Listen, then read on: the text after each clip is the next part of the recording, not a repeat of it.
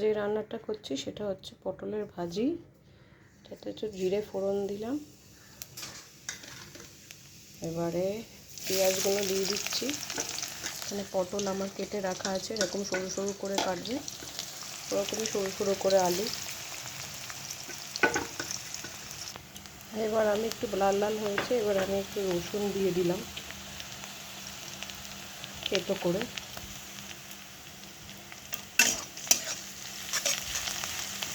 এবার আমি এর মধ্যে অ্যাড করব পটলটা।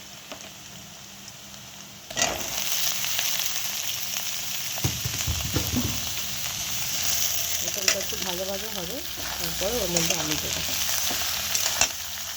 খুব বন্ধুরা একটু ভাজা ভাজা হয়ে এসেছে, এর মধ্যে আমি একটু আলু দিয়ে দেবো এখন।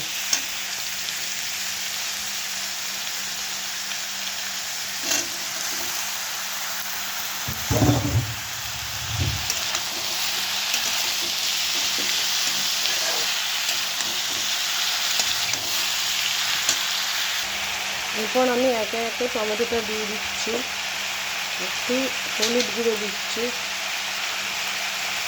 একটু শুকনো লঙ্কা অল্প করে, একটু জিরে গুঁড়ো দিচ্ছি,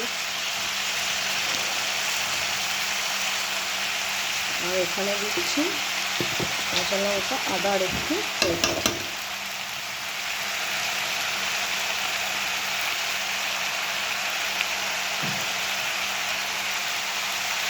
আর সঙ্গে থাকছে স্বাদ অনুযায়ী নুন।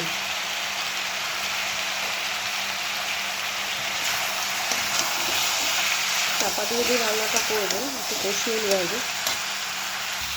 এরকম হয়েছে, অল্প জল দিয়ে আমি ঢাকা ঢাকা দিয়ে দেবো।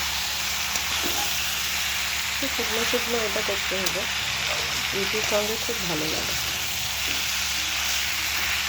সকালে টিফিনে কি রাত্রিরে রুটির সঙ্গে খুব ভালো লাগে আলু পটলের ভাজিটা। দেখো আলুটা সেদ্ধ হওয়ার মতো জল দিয়েছি, দিয়ে আমি চাপা দিচ্ছি। তরকারিটা এদিকে হচ্ছে, আমি ডিম সেদ্ধ বসিয়ে দিয়েছি সকালের টিফিনের জন্য। আর এদিকে রুটি করব বলে তাওয়াটাও বসিয়ে দিয়েছি। এবার আমি রুটিটা বেলছি।